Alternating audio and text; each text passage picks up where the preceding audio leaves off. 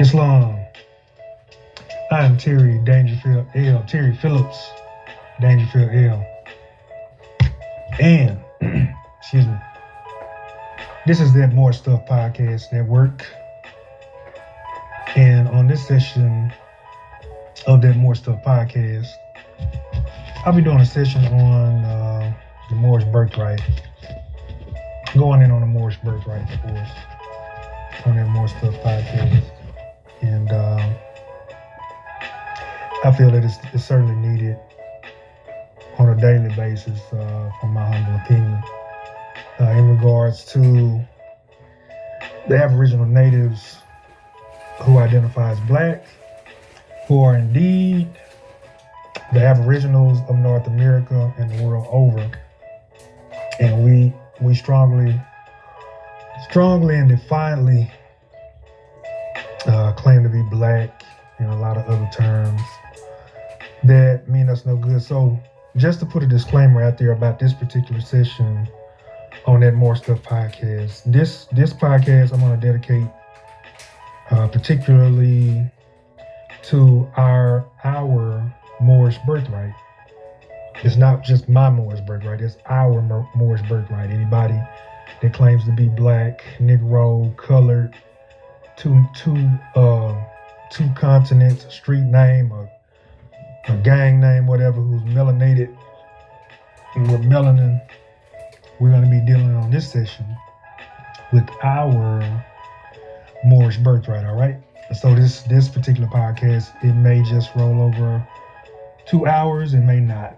It depends on where things are going. So I'm going to go in a little bit about the movement, the state of the movement,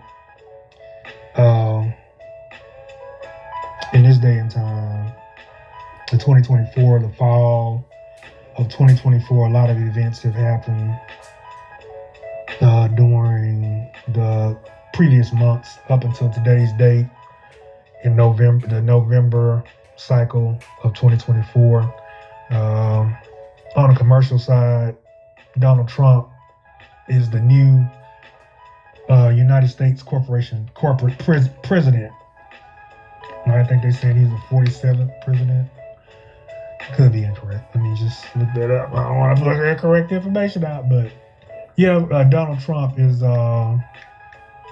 he's a new president of the corporation. So that was something that many people didn't think would happen. I kind of saw it coming from personally, not that I'm some Mr. Foresight, but if you look into it from a Revelations holy book standpoint about the trumpets sounding in the last days, and these are what religious people call the last days with all the changes that are taking place. Donald Trump certainly is the trumpet sounding, telling the truth, because he does tell the truth regardless of what people feel about him, what we see in regard, how he displays himself. I'm not necessarily for or against him, but one thing I can say, he does tell the truth. At any rate, I'm just mentioning that he is the new president in the November cycle of 2024. All right, and so certainly a lot of changes in the corporate world, in the commercial side, are going to be happening with him gaining presidency. All right, so I'll be going in on, of course, the commercial venues and their effects on the Moorish birthright. I'm going to mention some of the ancestors that did some great work in regards to the Moorish birthright. All right, and pay them some honors and reference some of the things that they did, some of the quotes. Of course, I'm going to go in on Noble Drew Ali, honest to the prophet, honest to the ancestors. Noble Drew Ali addresses himself as a prophet. I'm inclined to believe him because of the work he did. I'm going to do some information on the great mother, Empress Verdice, Tierra Washington Turner Goston L. Bay. He's a Washington Moor. She did a lot of work during her her walk in this paradigm, in this timeline, on this plane. So talk a little bit about her and her works, Marcus Garvey. I do a little bit on micromix. So I'm just gonna go in on just the Moorish birthright altogether and just talk about a few different things. All right. So first off, let's go into the definition of a Moor from a connotative, meaning connotation is pretty much the change definition. Denotative or denotation is the original form. So I'm gonna go into what a Moor is from a connotative perspective, based off of the modern sense of things. All right.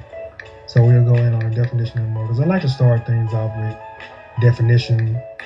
That way we can get some ground information, a grounding start on things, and we can see what the Reconstruction defined the Moor as, and then look at the comparison to it, which is the denotative format. The denotative format of what a Moor is. All right. So the definition of a Moor, and this is from the modern Oxford Dictionary, is saying a member, which when they say a member, and it's a noun, it's saying it's a noun. And so it's saying a member of a Northwestern African Muslim people of mixed Berber and Arab descent. In the 8th century, they conquered the Iberian Peninsula, but were finally driven out of their last stronghold in Granada at the end of the 15th century. All right, and so there's more information on it that I'll opt to go into something else. I'm going to go into the etymology of Moor from a more of a denotative perspective. All right, and let's see here, because the etymological portion of it is talking about more of the pedigree. When it says a member, they're talking about more of the cultural sense, culture. And a good example of culture is, me and my brother or me and my sister, we come from the same mother, but on Sundays they may watch football, and on Sundays I may go boating, and we won't ever do the same thing. I won't ever, watch football on Sundays, and my brother won't ever go boating on Sundays. And for me, it's a culture for me. I may have friends and buddies that I do that with, and me and my children do that together as a culture, and we turn it into a culture. And then on the flip side, my sister or brother may watch football and barbecue every Sunday, and that's their culture, So they're describing what a Moor is from more of a cultural sense of things, but not necessarily from a pedigree perspective of our identity perspective. I mean, they went in on identity a little bit, saying the Arab portion, but the sense of it is of a cultural perspective, although it's a noun. All right. So let's go in on etymology. I'm trying to find it here online, and I got some documentation, but I just like to do some online studies just to show you that you can go online and find a lot of these simple things in regards to our Moorish birthright and our Moorish heritage. All right. And let's see here.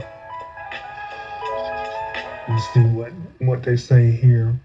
And on this one, it kind of says the same thing. However, it gives a little more information, and there's several definitions for it. And they have more in a verb perspective.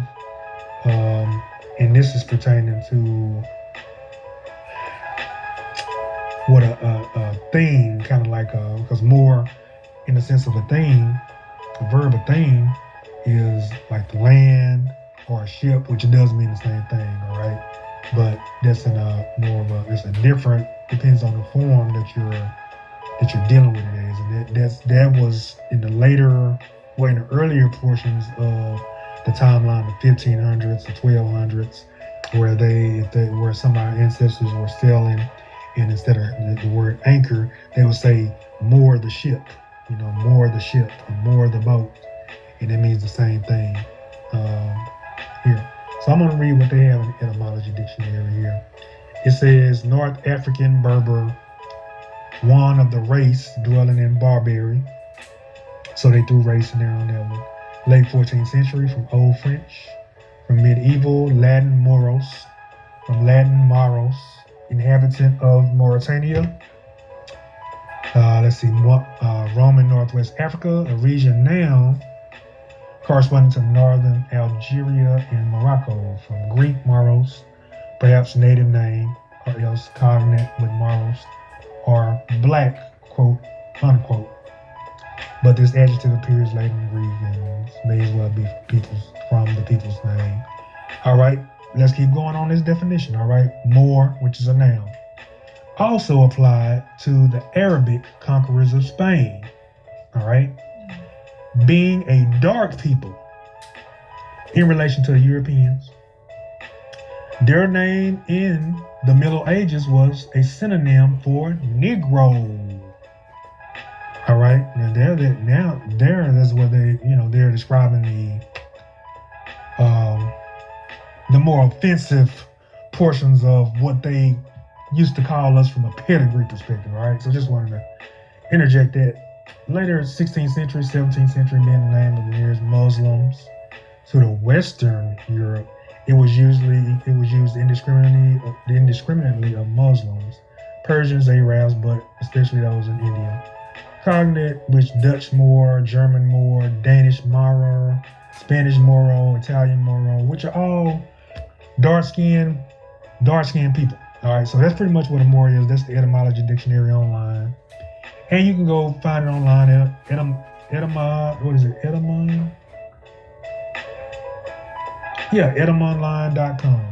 Yeah, you can find it on etymonline.com. So, etymonline.com. So pretty much that reference there is telling you about our pedigree. When it goes in on pedigree, which is the offensive portion of the pedigree, which they call us Negroes. During we were called Negroes during the Reconstruction is what they did. That's a portion of the Reconstruction by the European powers. What we were called Negroes, but the real Negroes are, when you do research, the true Negroes from a scientific perspective are the European, our pale-skinned brothers and sisters. From a scientific perspective, they are the Negroes. All right, well, they just kind of switched places with us, flip-flopped, start calling us Negroes. All right, and we accepted it. So here's what it is. All right, moving right along. Now that we got that out of the way with the Moorish pedigree and who I'm talking about, and we're talking about the Moors of North America specifically is what I want to deal with tonight on this podcast, because we're the leadership of the planet in reality. Most trends and most of corporations, people around the world, people on earth are keeping an eye on us. And as a whole, as a people navigating this planet, operating in more of the love protocol, meaning love for ourselves first, and then showing love for each other, we're still asleep on some levels. Although we're waking up beautifully, a lot of information is coming out. And however, we're still asleep on some levels due to the programming that we've accepted, that we are not from this land and we're not important, in the past. Our history or our natures, our historical past or our stories past, we're not important, and we buy into that. And by buying into that, the modern European narrative, we usually accept the victim role from that, the victimized role from that. All right, and there's where we can blame the modern European or the pale skinned Europeans, particularly the males, for doing this to us and things of that nature, which is incorrect. There's a slight truth to it, but there's more to the story, all right? So, but tonight we're just going to go in on the Moorish birthright and where it's at. All right, so moving right along, let's talk about and deal with where the Moorish birthright is in regards to the consciousness of the people. This is what I'm seeing, what my studies are telling me, because I'm always studying, I'm always looking at everyone, I'm always studying myself most of all, looking at how I deal with people and how I talk to people and how I talk about the Moorish birthright and how consistent I am with it, because of their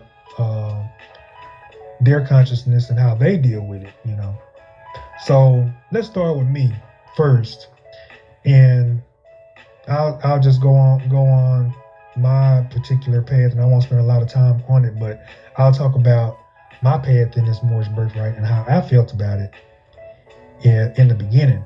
All right, and my beginning was in 2013. Yeah, 2013, July 2013, and I was listening to this brother online. I used to listen to. There was a radio show called. I used to listen to It was called the Black Eagle. Joe Madison, and I'm not sure if some of you brothers and sisters may be familiar with this brother. Him and his wife, they used to have a podcast or broadcast. It was on the radio, and I think it was on satellite radio too. And it was a wonderful broadcast. I was talking about quote unquote African Americans, the state of America, what we could do and things like that. And he used to challenge us all the time. He challenged us all the time. What are you gonna do about it? That's what he used to say. Yeah, they doing this to you. The white boys doing this to you. The this, that, and the white people doing this to you. The racist. So what are you gonna do about it? I mean, you know what I'm saying? And he used to ask that question, and nobody would say what they're gonna do about it. They'll just say what they could do. But it's like they wouldn't do anything. But anyway, I watched Joe podcasts. I listened to podcasts rather like his. And then I would listen to another podcast where Warren Ballantyne, and this is a brother out of Chicago. Well, he said he was out of Chicago. He used to work out of Chicago, as far as I know, based off what he said. And he used to talk a lot about politics, a lot about the state of quote unquote Black America, and it was a very good podcast. And I listened to it. Him and Mr. Joe Madison, almost daily. You know what I'm saying? Looking for the truth about things, and I was just digging for more truth. It's just like my spirit wanted more information, So I just kept on listening and kept listening. I would listen to those brothers every day, and they had very good podcasts. But they, of course, they would deal with our people in the black state of affairs for whatever reason they did. That's their timeline. I ain't got nothing for it. That's how they dealt with it, and it was good for me. I learned a lot, So moving forward, I've gradually started listening to Warren Ballantyne, his show,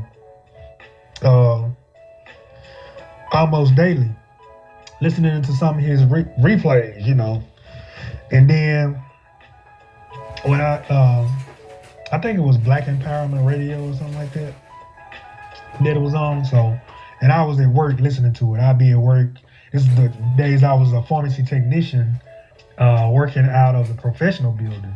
I was working in the professional building, and I would be typing prescriptions and pretty much listening to his podcast, listening to a lot of different things and studying a lot of different things on YouTube, about health and diet and things like that. Anyway, I was listening to his broadcast, and the brother it sounded like he had got into some issues, man, with some brother. He went in on an investment with some brothers, and they did him bad, and it resulted in some legal issues. I'm not trying to tell that brother's business, but I'm just talking about with a podcast, the way he was where he was going with the podcast and the way it was brought to me, the Moorish Paradigm was brought to me, and the way he put it out there, and it was good the way he put it out there about us needing to learn to love instead of hate. All right. So anyway, he went into a deal with these brothers, and he's trying to support. He used to always talk about support, quote unquote, black businesses. He always talked about that. He would home in on that, how we need to support our own and stop begging everybody else to support us and trying to be with them and be with our own people like they are with their people. And so the brothers, talked about how they, he went in on an investment. He invested his money and they stiffed him on the investment and then got him into some legal issues, and turned around and tried to, I don't know, something went bad. They tried to run off on him and just make him, the scapegoat, make him the guilty party, and they, use him as a scapegoat and just leave him there. And I thought that was just so messed up, So he was talking about that, and he started going in on how sleep our people are. This is back in 2013 now.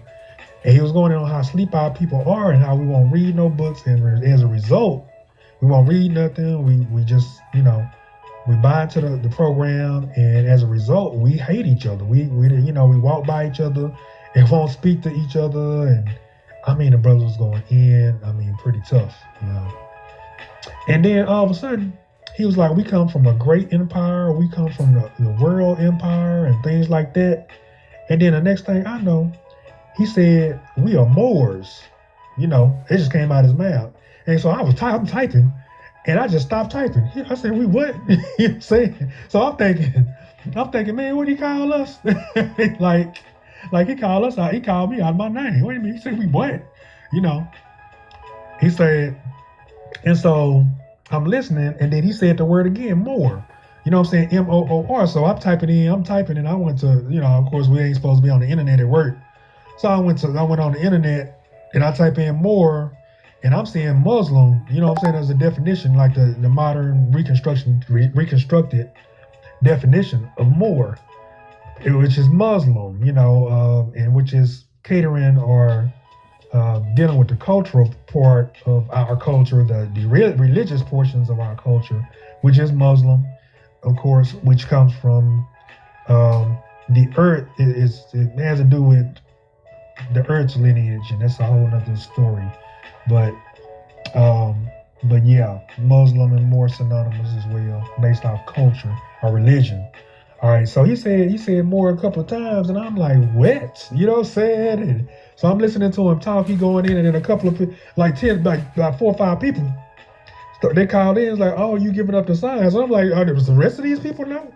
You know what I'm saying? And I didn't know where all this information come from. So, at any rate, this brother, Warren Ballantyne, he put the information out there for me, for a lot of people, and I caught on to this. This is my first time hearing the word more. And now I was 36 years old at this time when I heard the word more. You know what I'm saying? As pertaining to our true identity that was hidden. You know what I'm saying? And then within that more paradigm or word perspective, you do more research and you see all the more of our original names. You know what I'm saying? So at any rate, he, started taking calls, and people was like, yeah, I see you giving up the signs. I'm seeing you putting the information out there for our people and stuff like that.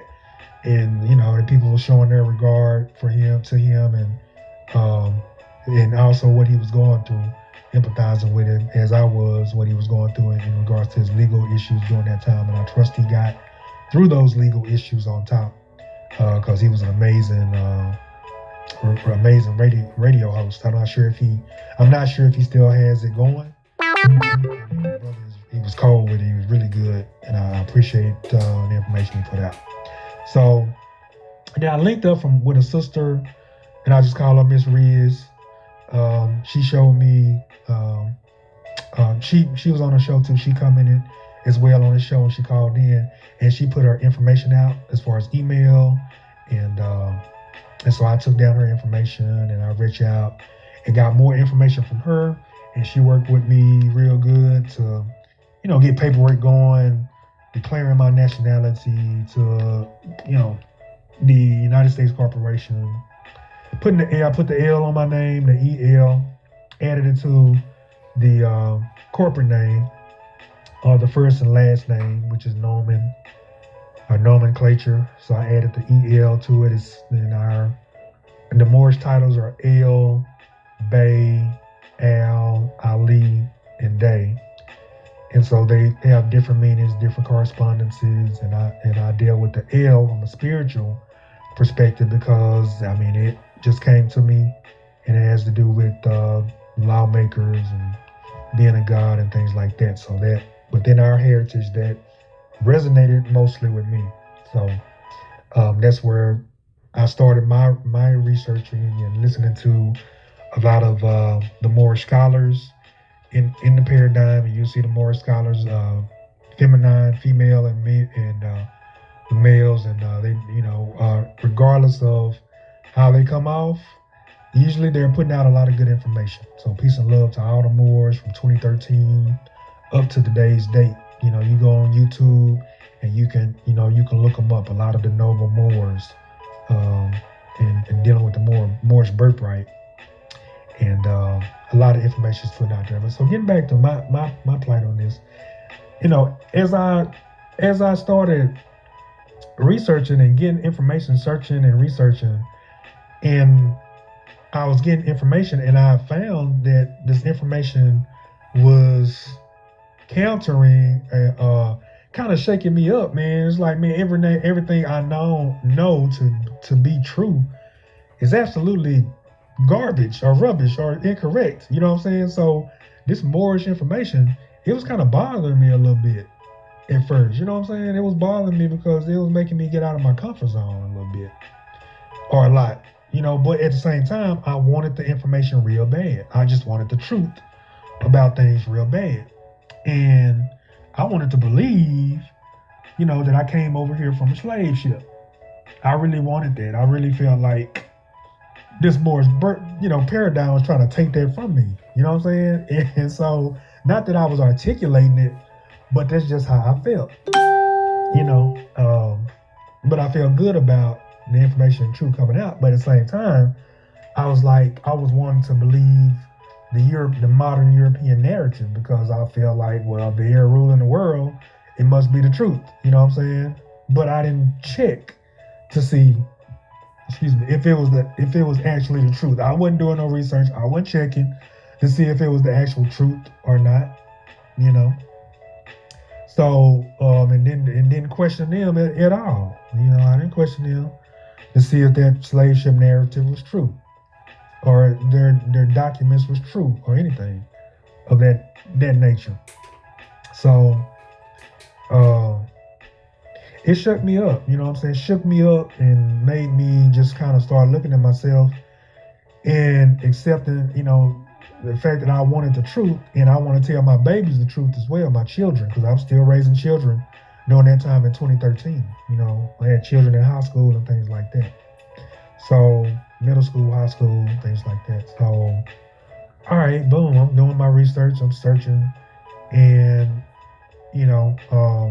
I hear about Noble Drew Ali.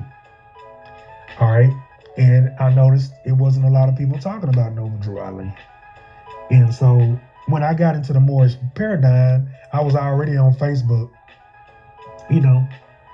So what I did was, I say, well, I'm studying, I ran into Noble Drew Ali, I don't see nobody else saying much about it. Let me go on Facebook, go online and hook up with some other Moors, maybe some other people with L's and Bays on their name. Because I couldn't find nobody in my sector, in my neighborhood,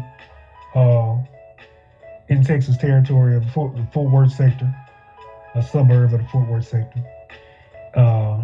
where I was domiciled or staying.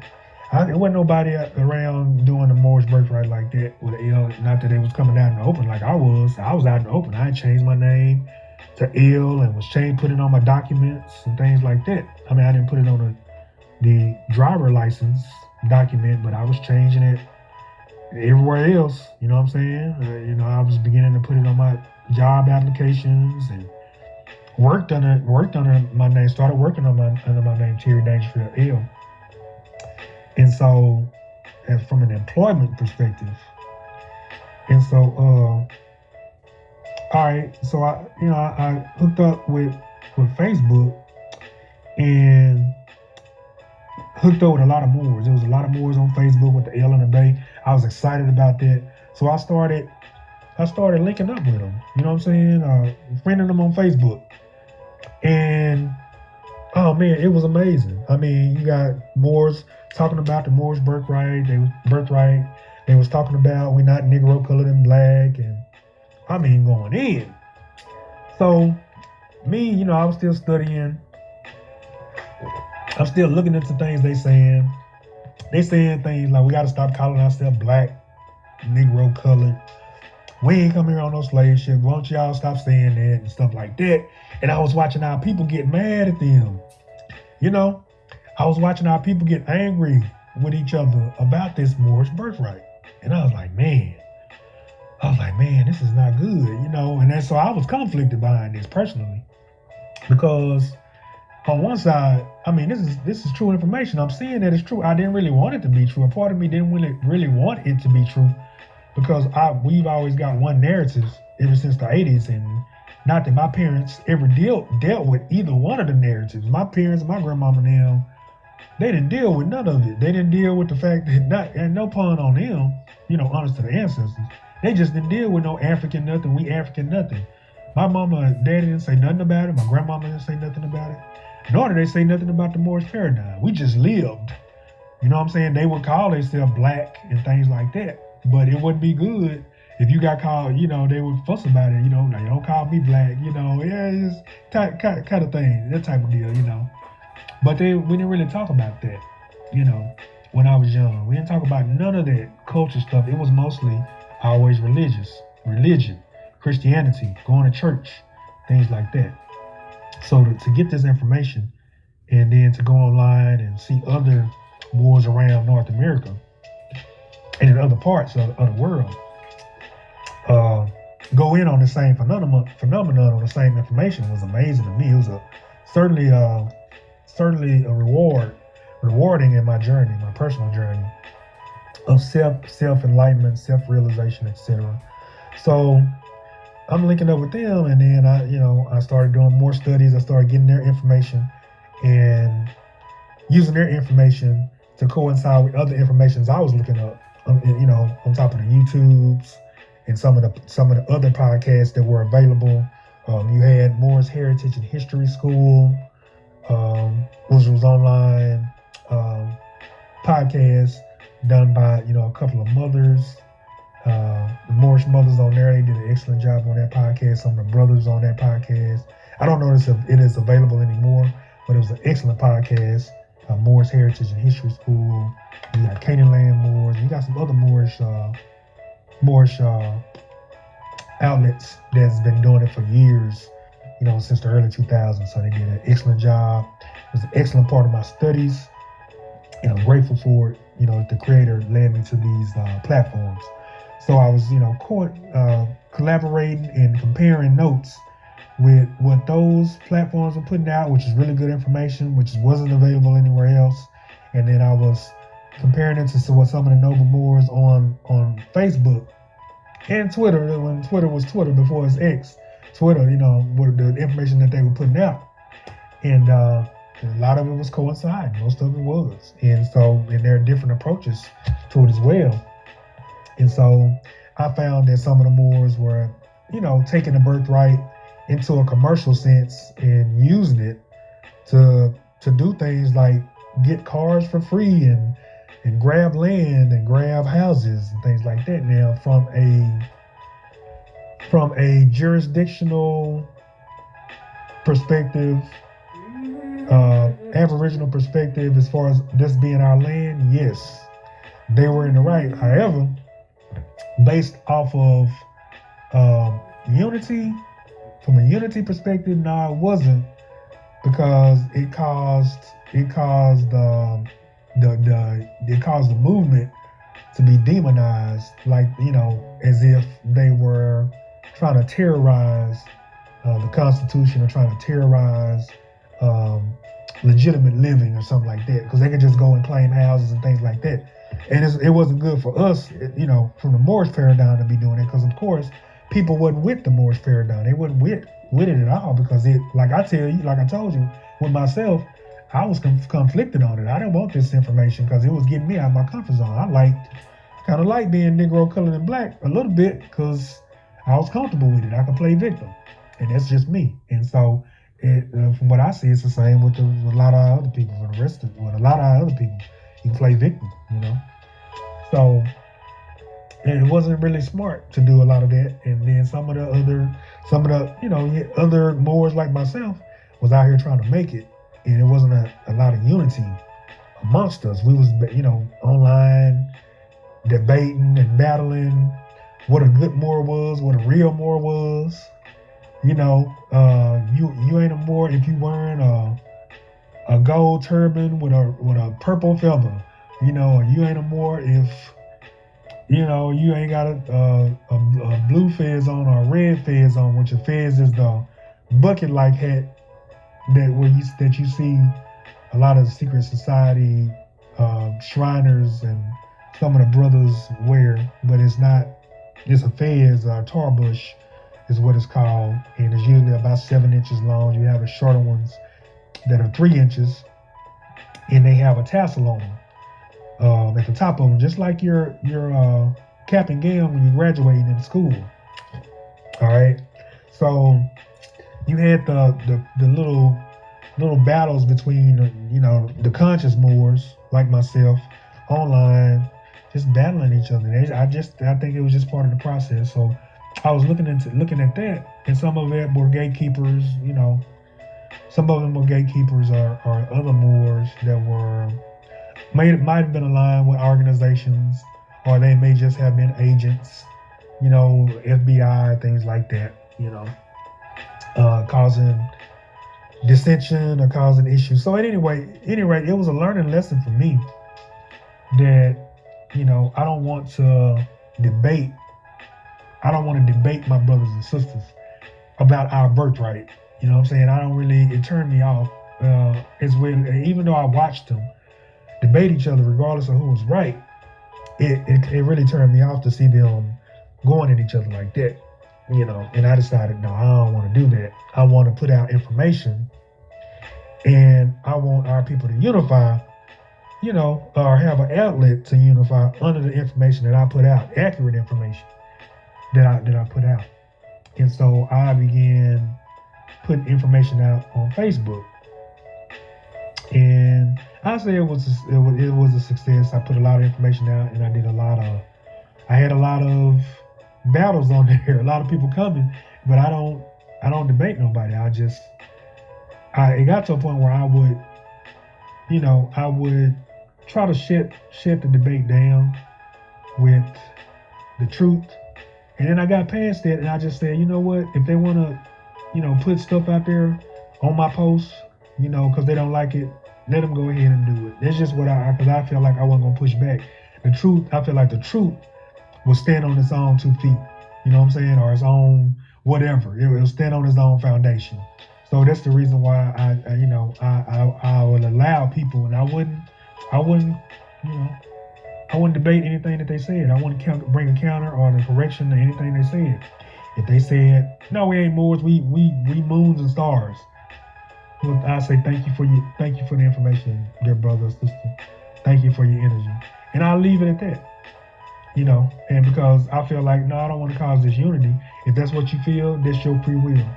And within that, I learned that, the information can be put out without debating people, because the truth stands on its own. And Noble Drew Ali did put this information out in the 20s. He brought the information to us, and some of the other noble Moors continued the information, like, ancestors like C.M. Bay that continued the information.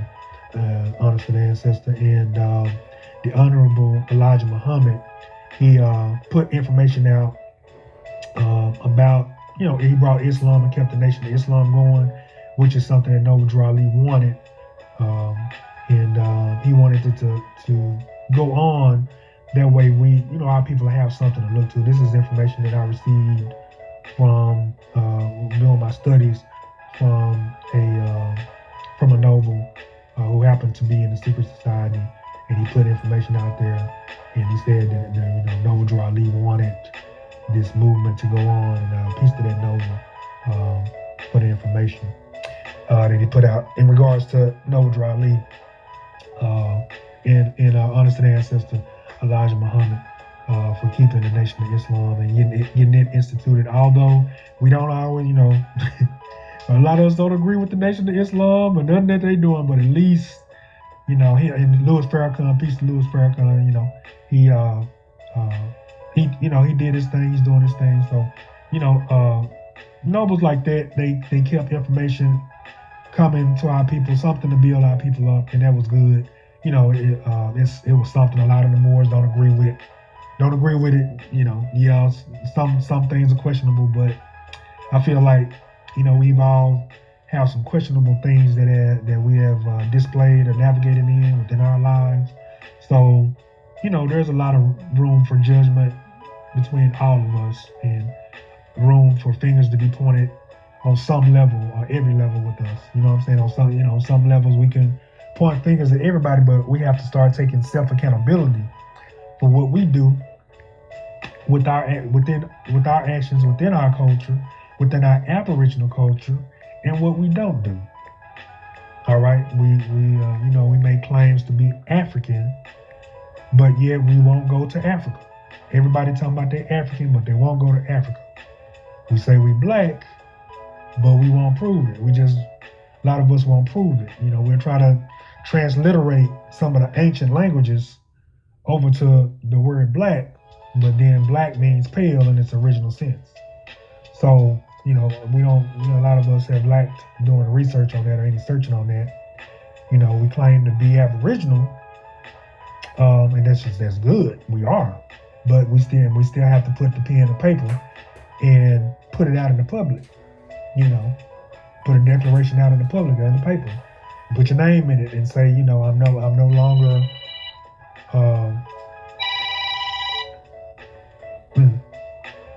I'm no longer attached to this government, the corporate government. I am Aboriginal, same with the Moorish Paradigm.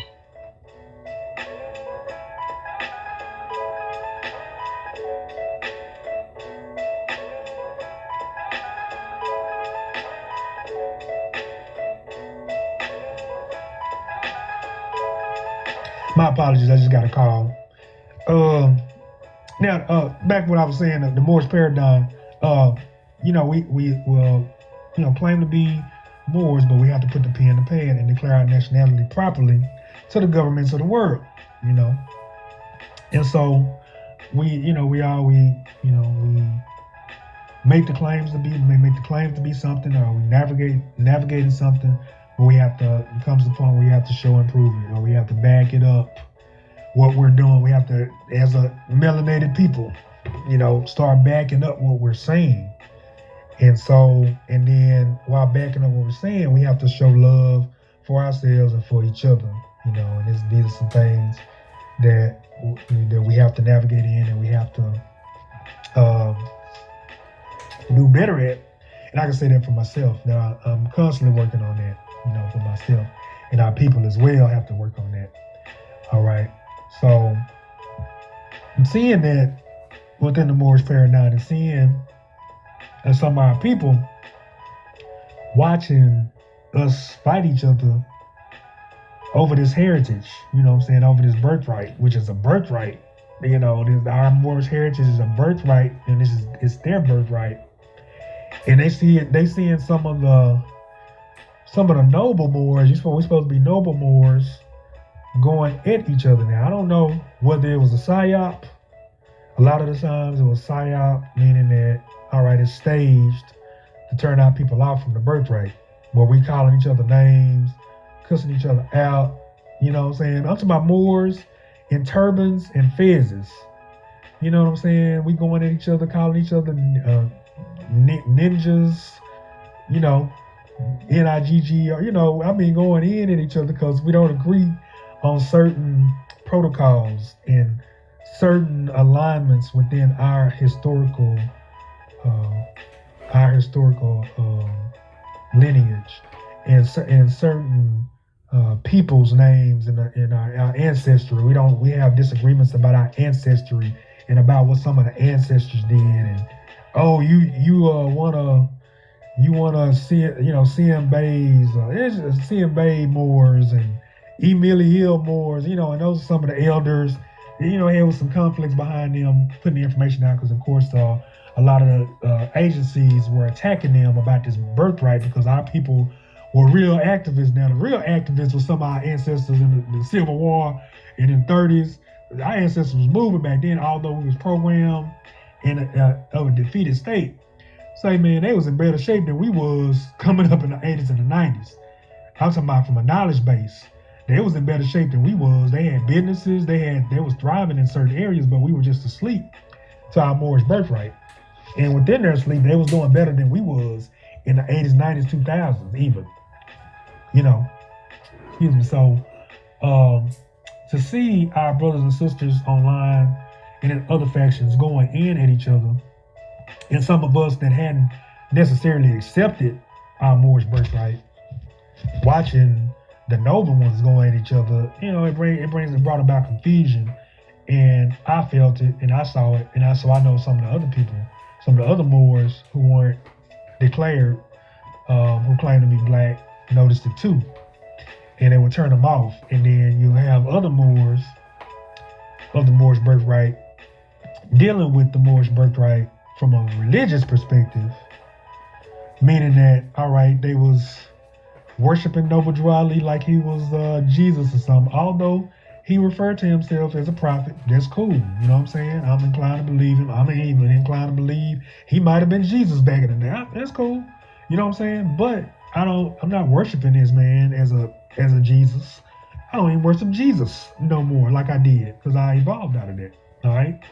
So, but you see some Moors as evolved or even more evolved than I was, or I am now, worshiping the prophet, worshiping Noble Drew Ali like he was the savior or something. He didn't want that. Noble Drew Ali didn't want that. You read some of his writings and some of his prophecies.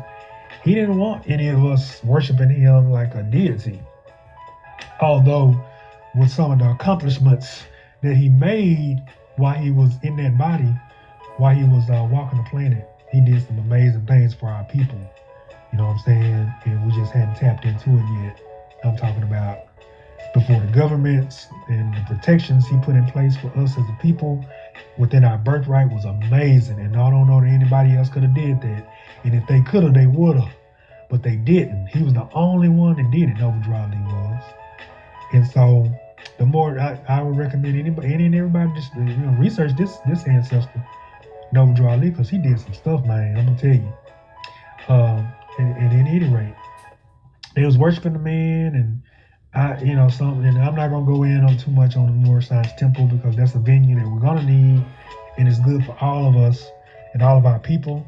And so, but of course, there was some questionable things in regards to church and things like that happening. However, the temples they have information about our heritage and our lineage, and the great sheets there.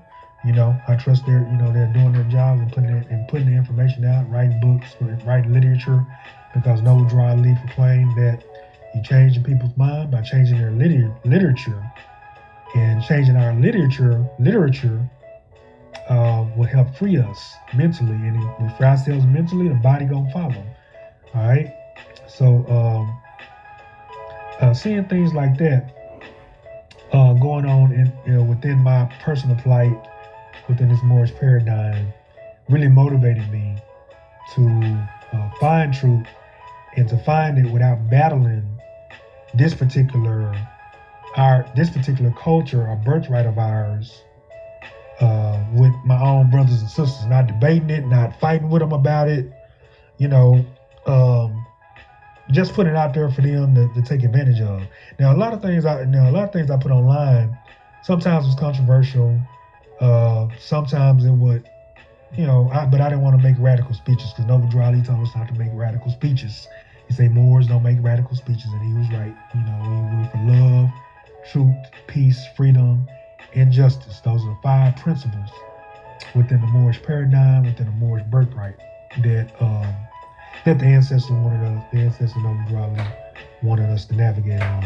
So the first one is love, so we don't make radical speeches. So that's another thing I didn't want to do was make radical speeches. But something I had my own personal developments, and sometimes I would tap in on the radical side, and I talk a little noise about our people and talk about them as if they ain't me. You know what I'm saying? As if I'm better, or because I've evolved in some way, shape, form, or fashion. So I'm better than our people. I call our people them and y'all, and regardless of how developed I am or I get, y'all and them still my people, and I'm still them, and they still me. And ain't nobody no better. I don't care how much you think you know. All right. And so this is that taps into ego in the misplaced. I call it the misplacement of ego. And it's good to feel good about your advancement and your evolvement in your studies and what you've evolved into and the things you've learned. But what are you going to do with it once you learn? Do you just take it and stomp your brothers and sisters in the ground with it and say, I'm better than you because I got a little knowledge? I got some knowledge and I'm better than you now? Or what are you doing with it? That's, is that what we do? With knowledge and things we know, we stomp our brothers and sisters in the ground. And this is how I was questioning myself, man. I was like, I was calling myself a sage and all kind of craziness. You know what I'm saying? Because I learned a little something about our paradigm, the Moorish paradigm, or our Moorish lineage. And so I had to correct myself with that, and not talk to my brothers and sisters like I was better than them because I had knowledge on our bloodline, which is their bloodline too. It's their birthright, and that's what this is about, birthright, before anything else. And so I started putting information out differently, and I ended. If you go onto my Facebook, you can just scroll down my timeline, and my Facebook name is under Terry Dangerfield L. Terry Dangerfield L. And you can scroll down my timeline. That's portions that Facebook hadn't erased because they erased a whole lot of my information, man. Like some images and memes, some good memes I had on there, man. That was just busting a hole in the slave ship narrative that I got. And some of them I got from other boards. Some of it was my own research and things I found online, and some things I found in libraries or online in books, and some other books, some of my own books, encyclopedias that I would post online. And it was fire, and they took it down, community standards and all that old silliness. And so, but you scroll down my timeline, going back, even years back, even 8-9 years, man, it was some real beautiful stuff on there about the Moorish birthright paradigm, some things that were found. And it was very fascinating. And you can see my journey, how sometimes I was a little radical, but then sometimes, other times I dwindled that. I dwindled that down and into more of a loving projection of putting our birthright out, the Moorish birthright out, in which I'm ever evolving, I'm ever putting information out and things like that. All right, so here, 2020 hit, and so I'm pretty much years into the Moorish birthright. You know what I'm saying? Of course I had some sessions in my own apartment about the Moorish birthright. I had a men's conference, a few men's conferences. I had a few Moorish birthright seminars, in my apartment. You know what I'm saying? It was a small apartment, and I had a few of those, and the people were coming. I would finance everything. I'd finance some food and beverages, and I appreciate it. It was good. They came to get the information, and I started watching to see what people was gonna do with it. You know what I'm saying? I was just seeing if they was gonna do anything with it and come back and bring back some of the experiences. And this is how I would put the information out. I was like, look, I'm putting this information out so you guys can go do things with it, with your birthright, declare your nationality and things like that. Not that I'm pushing it, not that I'm trying to violate your free will, but what are you going to do with the information? Because I'm not really about having these seminars and financing them, which I don't mind, but I don't want people to get in. I didn't want people to get into a church-like mentality. You know, we come to church to meet up, to fellowship, and that's cool if that's what we're doing. If that's what we're calling this, this is just a fellowship, which that's good for us to do. But my point for having this was to put information out that I thought people didn't know, and so I found that some of us knew. You know what I'm saying? Some of us knew about the Moorish birthright, knew a little bit about it, but just didn't want to deal with it. You know what I'm saying? So after I found that, I started saying, all right, so I see y'all know about it. I see, y'all not really doing nothing with it. Some of y'all still going to church, which is cool. That's your business. You still go to church. You still call yourself black. You still, it's like, I'm still seeing a lot of the programming going on. Now, ain't nothing wrong if you going to church from a church, the mosque, or whatever, to develop yourself spiritually, because that's your thing, But when I see that you are programmed where you're thinking that my Muslim religion is better than your Christian religion, or my Christian religion is better than your Muslim religion, that's the distinction I'm talking about. And those are some of the things I still saw with the people that knew about the Moorish birthright. That know, you know what I'm saying? If you know the Moorish birthright, you know that, religion is pretty much your own vine and fig tree. But from a religious perspective, that one is no better than another one. This is some of the things that the Noble Moors learned. And so Noble Drew Ali say, but with us, we going with Islam. Even though, one is no better than the other, we're going to give Christianity back to the, our pale skinned brothers and sisters, because it do good for them. The Christian religion did better for them than it did for us. And that's the truth. Now, I listen to people on that. But the Christian religion is better for the Europeans. It has done them really good, really well. They thrived under it, in comparison to us. And we have our own religion of, the Aboriginals, they call themselves blacks. Our religion was Islam. You know what I'm saying? Now in the beginning, it was Catholicism. We the ones that came up with Catholicism. We the ones that brought religion into paradigms pretty much on this planet. So that's a whole nother lesson. However, at any rate, I just started seeing some of the, just back to the point at hand, I started seeing some of the same behaviors. So I said, all right, let's start doing podcasts. Let's do a podcast or a Zoom call and check in with a Zoom call. So I guess pretty much everybody went down with that. They wasn't getting refreshments. That fruit punch wasn't available no more. Them sandwiches and some of the refreshments, chicken nuggets or whatever I was flying wasn't available no more. So people wasn't making the Zoom calls. It'd probably be one or two people, if that. And if there was one or two, if that, and they sign on and they be signed off after a little bit, about 30, 40 minutes. And we just be talking and ain't nobody doing nothing, and I'm about action. And I was actually, putting pen to paper and doing things and trying to free us and trying to get us to unify. But I found that, it still wasn't a lot of unity. It was too much. Me and mine's, I against you. It was too much infighting with us. And then you had the infighting with us over cultures, the infighting with us over I'm black and I'm a Moor, as if the pedigree is separate. The black is the incorrect approach to it. In a modern sense, it's incorrect. And in the ancient sense, it's incorrect, because we're not pale.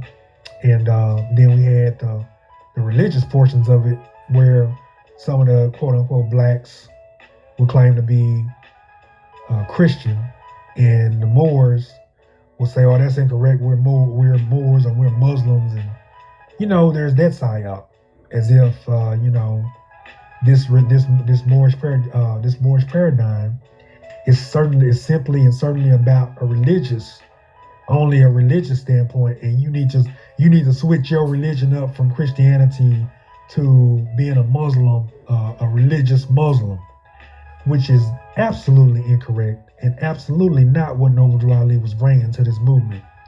He didn't bring this movement in so Christians could stop being Christians and become religious Muslims. So let's just get that psyop out of the way right now, because that's the major portion of what I've seen in my personal development within this Moorish paradigm, where Moors wearing turbans and fezzes would come with the Moorish information, would tell you you're not Negro, colored, and black, etc., and which that was the truth. But then they would intermingle and intertangle the psyop. And you Christians, y'all are incorrect. We're Muslims, and things like that. Which, in a sense, from a historical sense, yeah, it's true. It's true from a historical sense. However, the energy of that they were bringing was, you need to stop being a Christian and become a religious Christian. Stop being a religious Christian and start being a religious Muslim. All right. And so that wasn't going to free our people no more than them being black. You know what I'm saying? It's like we already dealing with, the preachers or the pastors taking advantage of the people. You know what I'm saying? And some of them, taking advantage of the people by taking their money and misleading them on protocols of the Bible and what certain meanings are within the Bible, and our people not using a dictionary to properly read the information that the preachers are putting out, And so because of that, our people suffered greatly from that. So they're dealing with that already. And then you got the Moors, some of the Moors who claim to be noble, who are actually working against the movement by doing that, telling them that you need to stop being a religious Christian, then become a religious Muslim, and that's gonna free you. That wasn't gonna free nothing. And it didn't free nothing, and it ain't free nothing. And it certainly ain't gonna bring you closer to the Creator by switching religions. I mean, everybody has their protocol and their plights and their timelines, and you can switch religions if you want to. It may work for you, but that's not what Noble Drew Ali was bringing. He was bringing, when he established the Moorish Holy Temple of Science, he was trying to tell us that we weren't Negro, colors, and blacks, and that we're Moors, and he was aligning us with our bloodline and our pedigree first. All right, because you have no culture, you have no religion without your bloodline and your pedigree and where you come from. How does that work?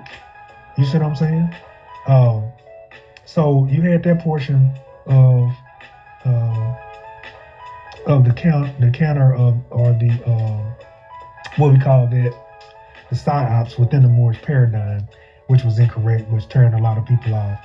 And but I'm grateful that the ethers brought about correction, and the energies brought about correction and corrected these behaviors. And some of the ones that were doing this type of psyops, they just kind of disappeared from the wayside.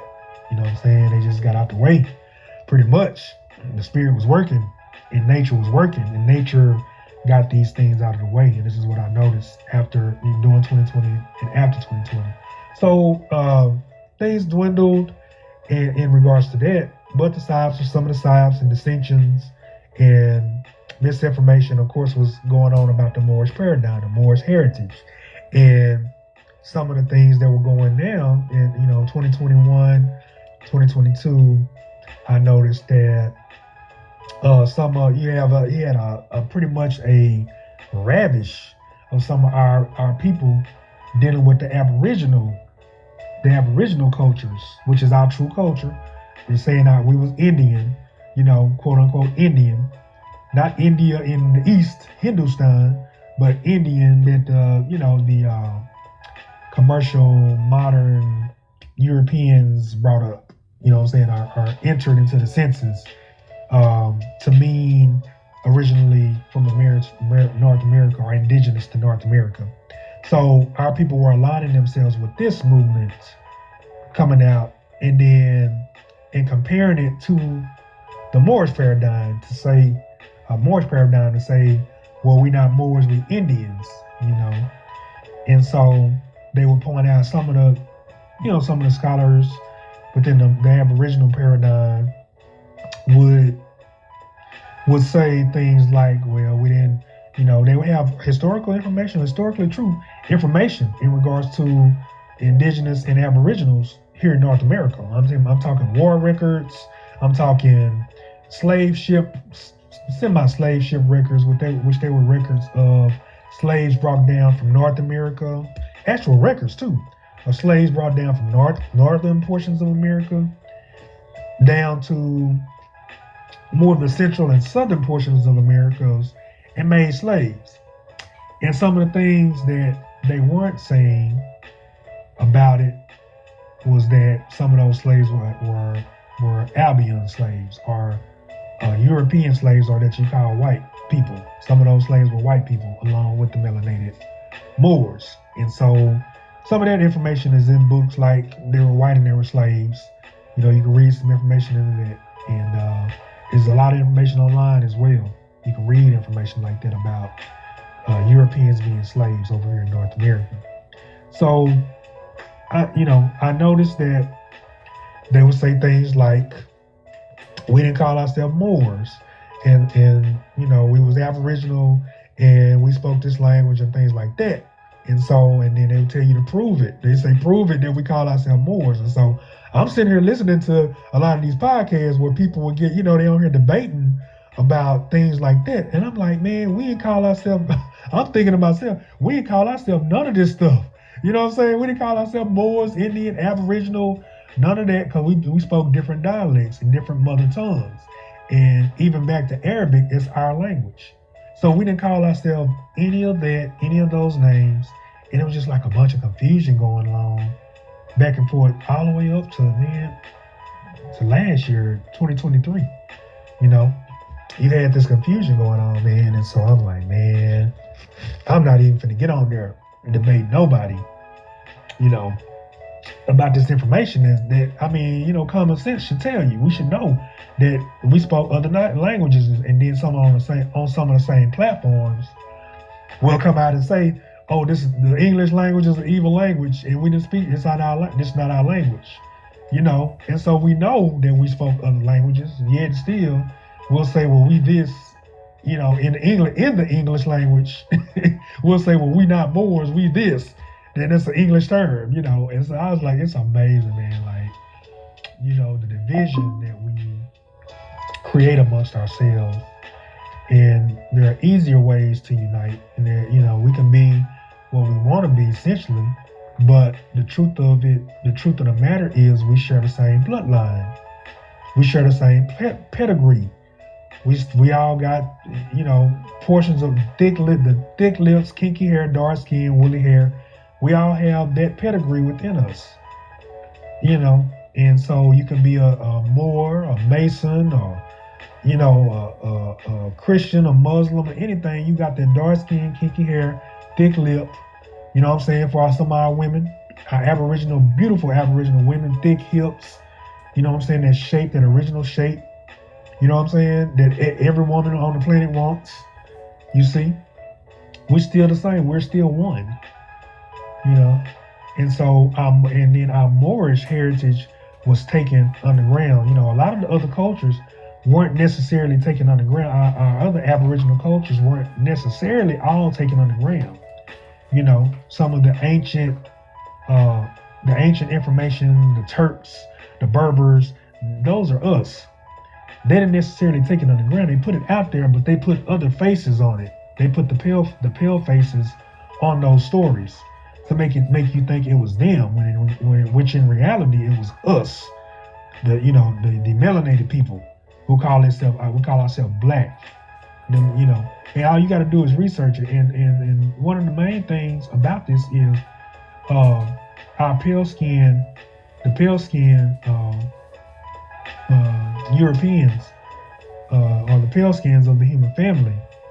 They've been living a short amount of time on this planet. And so when we talk about anything of the ancient sense, or when it comes to anything that any use of the word ancient or medieval, that has to do with us. That's not the European, And so it is what it is. It's the truth. I don't have to say that respectfully. It's just certainly the truth of science, you know, and no disrespect to them, and I don't disrespect nobody, but this is just the truth. And so when dealing with things in that aspect, you know, I'm saying that just to say there's no reason for us to debate each other on who we are, what name we need to use, and things like that, in a sense. But to paint the distinction of names, the Moorish paradigm was heavily, heavily, heavily attacked, is attacked, and was taken on the ground because of the salvation that it brings. And then you'll notice that Noble Drew Ali was half mentioned. And I noticed that he is half mentioned about the noble Moor in regards to from the noble Moors. Some of the Moors wearing turbans and fezzes. I noticed a lot of them wouldn't say much about Noble Drew Ali. They wouldn't even, some of them mention him once a year. You know, and I'm like, man, this man brought all this, he brought this whole identity to us. He brought it all back. You know what I'm saying? And nobody don't talk about this man. You know, and not that I'm trying to sweat him or nothing. I'm just saying, dang. Like, can somebody show some respect? Can we show the prophet, you know, Noble Drew Ali some respect? We should talk about him with our children every day, as much as we can. Our children should mention him every day. You know, once a week at least. I mean, you know, say something. I'm not saying nobody don't. I'm just saying what I noticed within my place, because I noticed people posted every day about certain things, you know, in regards to the Moorish Paradigm, which is good. But they wouldn't talk about the origins of it all. You know, which was Noble Drew Ali. He was the origin of the Moorish birthright, bringing it back in a modern sense in the 1920s. If he didn't bring it, I didn't see nobody else that brought it. Who else? If there's anybody else that has information on this, if anybody bring the Moorish paradigm into enlightenment, period. My email address is thatmorestuffpodcast13@outlook.com. All right, hit me up if there was anybody outside of Noble Drew Ali that brought this information back, this more stuff or anything in regards to the Moorish paradigm. I am listening. So in comparison to that, we should be honoring this man. Yeah, I'm talking to the declared Moors, especially the declared Moors, the declared nobles who don't talk about Noble Drew Ali for years. They won't say this man's name for years. You know what I'm saying? Like, he brought this information. Why not say this? Why not give this man his flower? You know, his flowers, or either just tell our people about him and to study him and his works. Not to worship him, but to study the man and his works. Study his works and what he brought to the ones that call themselves black. And the fact that he tells them they're not Negro, colored, and black. You know, and 2 continents and all this other stuff.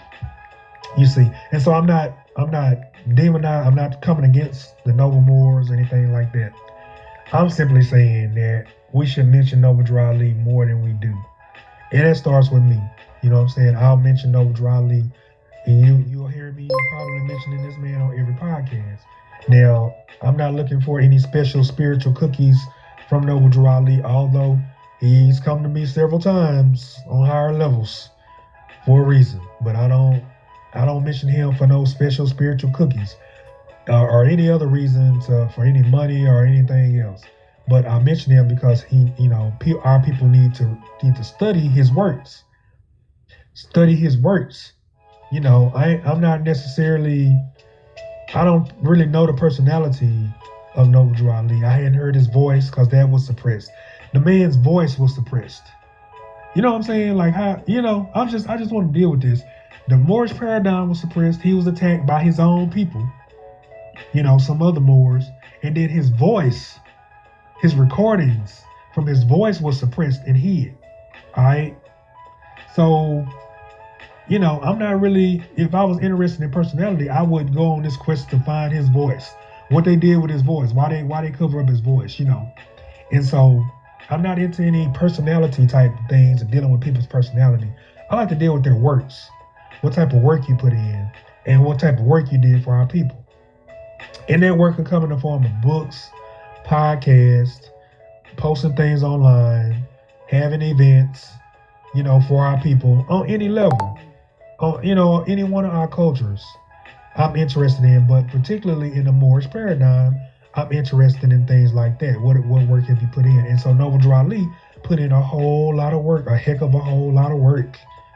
Oh my goodness, it ain't even the behind the scenes stuff ain't even manifested yet. It ain't been talked about yet. A lot of that information is in the Moorish Science Temple of America. So that's why it's important for us to, and I still haven't joined the Moorish Science Temple of America yet, but it's in the process. I'm going to join a temple and pay my temple dues and things like that, because that's properly aligning myself with my people. So I intend on doing that, but that's where that information lies. So just to put it out there, and so just continuing to go in that we have to honor our ancestors, and one of the ones that it was pretty much the only one that put this information out there for the masses in his time in the beginning in the 1920s was Noble Drew Ali. He's the only one that initiated this and put it out there as a whole. I'm not saying there weren't any other Moors active, but I'm just saying the way he did it and put it out there and the way he got attacked, he was the only one, and put protocols in place so that the movement wouldn't get lost, and we wouldn't forget about him. All right, so honest to that ancestor, Noble Drew Ali. All right, so moving right along and saying all that, I'm just saying that we want to deal with all of our cultures, but especially the Moorish culture is one that we don't want to just kick to the curb as melanated people, as Aboriginals. Don't kick your Moorish birthright to the curb, because it is your Moorish birthright, regardless if you like it or not, or if you agree with some of the things that some of your brothers and sisters who identify as Moors are doing, or have done, or have misused the movement. If they're using the movement and misusing it and doing things that don't matter, it's still your birthright. Why don't you get into the birthright and call them out on it and correct them respectfully and say, this is wrong, dear brother. This is wrong, dear sister. How you doing our Moorish birthright? Let's correct this and move in unity and correcting it. If they're not going to correct themselves, they're not going to correct it. They're going to take it as a slight, or you coming against them. Don't deal with them. You be the truth. If they telling lies in regards to the Moorish birthright, then you align yourself and you be the truth. And you don't have to necessarily declare your nationality as a Moor, but you can deal with the Moorish birthright because that's your bloodline. But you certainly want to deal with it correctly. You don't want to just slightly deal with it. You want to study up so you know what you're talking about. You see what I'm saying? And but there's really no reason for us to dislike or not want our Moorish birthright. You don't necessarily have to be a religious Muslim, although from a Moorish cultural perspective and religious perspective, yeah, we are Muslims. It's the truth, And the Muslim comes from Muslim, which is our pedigree: arm, leg, arm, head.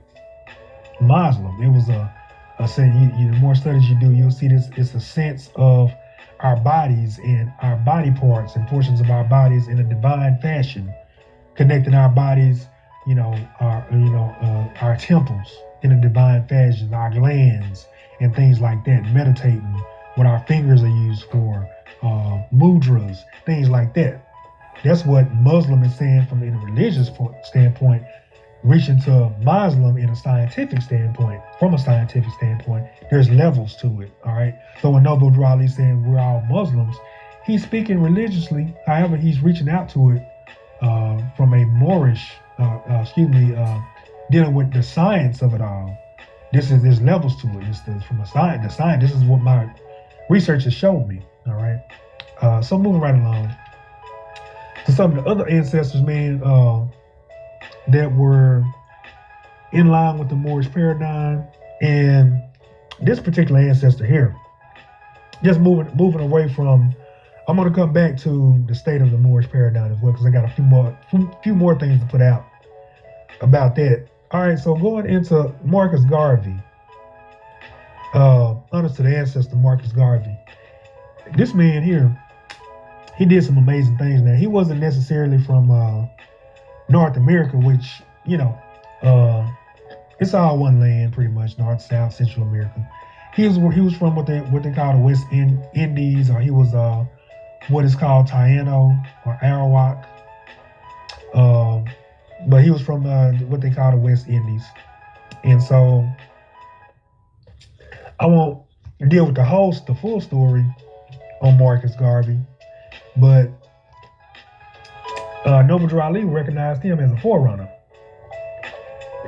meaning that if you listen to some of his speeches, this man was raising us up from the slave mentality, you know, um, trying to raise our mindsets up from the slave mentality. You know what I'm saying? So saying what we need. Now he was using handles like the Negro. You know, we're not supposed to ask for approval for the Europeans. I mean, y'all need to listen to some of his. Now I know a lot of us have heard Marcus Garvey, heard a lot of his recordings, some of them, and if you hadn't, you should listen to them because they're very empowering. You know, going in on the Europeans and how we trying to be like the Europeans, and we're not European and we shouldn't want to be like them, and we should have our own businesses, our own things, our own nation, and things like that. And he was talking nationhood, you know, pretty much without the nationality perspective and the Moorish birthright perspective, you know. And so this is the reason why Noble Drew Ali recognized him as a forerunner to the Moorish birthright, you know. And this man, you know, he put Marcus Garvey, he put out some amazing information. He put out some amazing speeches, and eventually, you know, of course, his demise happened after he united with Noble Drew Ali. They united. They did, you know, a few things and worked together a little while, and he ended up getting pretty much set up by some of his own. And there's been a pattern with our people, you know, who work against our own. But anyway, he got set up by his own, and he ended up getting deported, but he did a lot of good work, and I'm grateful for that ancestor, you know, honest to that ancestor Marcus Garvey, for the information he put out there, and some of the displays of unity that he put together as well amongst the Asiatics of North America. You know, he had a huge following, beautiful brothers and sisters wearing cultural garb, wearing some of our ancestors' clothing. It was unified. It's a beautiful thing, and so to witness and to see in my studies and to learn of, because I didn't learn about any of that. I knew nothing about Marcus Garvey before 2013. I didn't know nothing about this man. You know what I'm saying? I hadn't heard of him. I was 36. I should have known about Marcus Garvey when I was a child. You know, I ain't going in on my parents or, you know, my granddaddy and grandmothers or anything like that. I'm just talking about the standard and what should be with the Asiatics of North America. Our babies at the age of enlightenment or at the age of reasoning need to know about these ancestors, need to know about some of our people, just like, you know, they go to school. They'll learn about Martin Luther King in school. I learned about Martin Luther King in school. I didn't learn about Martin Luther King in church. Although I was at church almost 5 days a week. You know, I didn't learn about Martin Luther King in church. You know what I'm saying? I didn't learn about him at home. You know, I didn't learn about Marcus Garvey at home and in church and none of it. I learned about Harriet Tubman at school, in the curriculum school system. But, you know, it was from a psyops perspective. It was from a slave's mentality. This is what the school system is driving with the Asiatic. They driving the slave mentality. And so that's what Marcus Garvey was working against. He was working to counter the slave mentality that the Rockefeller school system was perpetuating and putting out to the melanated youth, to the melanated Moors that are in the school system. You know, and I remember being in school Every time I learn something about history, or every time in government, when they talk about us, melanated beings, it was always in an inferior fashion. And then we was less than and poverty stricken. And it was always something negative. Always negatives. Negative, negative, negative. And when it came to some of our Albion brothers and sisters, economics and building and things of that nature, it's always positive. Now I'm not dealing with the black-white supremacy protocol. I'm just painting a distinction. I'm just giving some information and going in on the school system about the counters that Marcus Garvey was looking to bring, versus the school system projection, the school system's projection on us as melanated Moors. So I just noticed these things. Like dang, Europeans got it made. They powerful. You know what I'm saying? This is what my subconscious was taking in with all of this. So I just saying that I learned about some of the ancestors within the school system, but from a slave's narrative, not anything proud or anything uplifting or superior. It was from an inferior, and which brought about an inferiority complex within me with some of the things I was already battling, which a lot of us have battled and are battling even to this day. So moving right along, honors to the ancestor Marcus Garvey for his works and him working with Noble Drew Ali. And I'm certainly grateful for the things that he brought in his works and things like that. All right. And so, dealing with Marcus Garvey, over to Noble Drew Ali, all right. And I'm gonna talk about some of the ancestors and some of the nobles that actually, because of Noble Drew Ali, were able to do some huge things. I'm talking about some huge things on the North American continent. All right. And I'm talking about land, in regards to land and declaring, our Moorish birthright and it actually coming into fruition. All right. This thing is real. And you'll see that some of the people within the Moorish birthright, a lot of our melanated brothers and sisters will sit back and watch. They'll sit back on a fence and they'll watch and see what type of progress you make dealing with the Moorish birthright. Oh, they know that it's salvation to it. They know, but they trying to see how the system deals with you. They trying to see how the pale skinned Europeans deal with you. As it pertains to you getting benefits. You know what I'm saying? Can you get benefits? Can you get a job? Can you get a bank account? Can you get a loan and things like that under your Moorish name and things of that perspective? All right. So here's an example of a Moor, and she was in her Moorish capacity, and she declared her nationality. And she was she dealt with the Aboriginal. Now, to my Aboriginal brothers and sisters, here's an ancestor who dealt with the Aboriginal capacity first. She was dealing with our Aboriginal paradigm first. She hadn't even walked into the Moorish paradigm yet. You see what I'm saying? She was dealing with the Aboriginal capacity first. All right. So this ancestor's name, this mother, the Honorable, I'm gonna call her Honorable Empress Verdisi Tiara Washington Turner Goston L. Bay. So I'll just call her Mother Verdisi for short. You know what I'm saying? Mother Verdisi dealt with, and she lived from, 1849. Let me see here.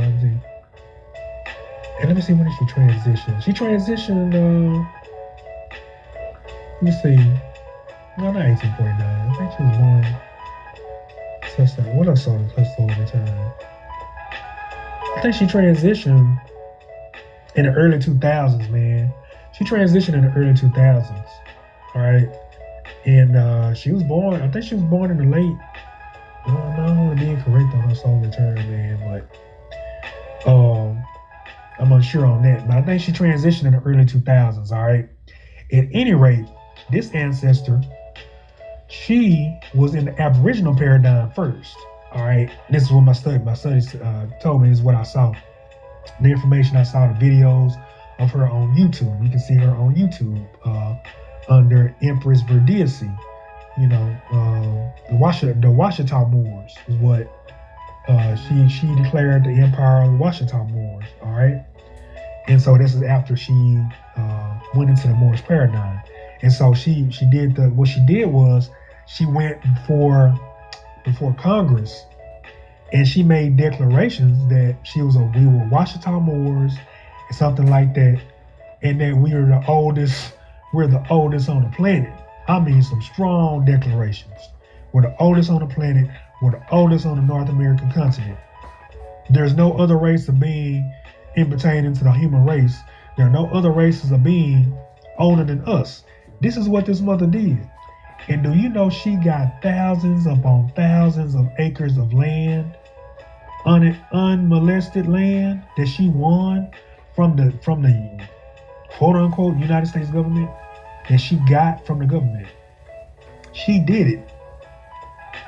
And if that wasn't proof that we Aboriginal and that we Moors, I don't know what other proof that we need. She did it, and she's on YouTube talking about it. She have a cute little high pitched voice, and you know she's just talking about what she did and some of the things she did, and you know the people were there, and you know what I'm saying, and it's like some of the people just kind of wanted to hop on her bandwagon, but what needed to happen was they needed to follow suit to what she did. We needed to do exactly what she did.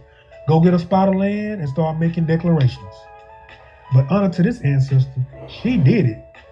And she was Aboriginal. She was dealing with the Aboriginal culture.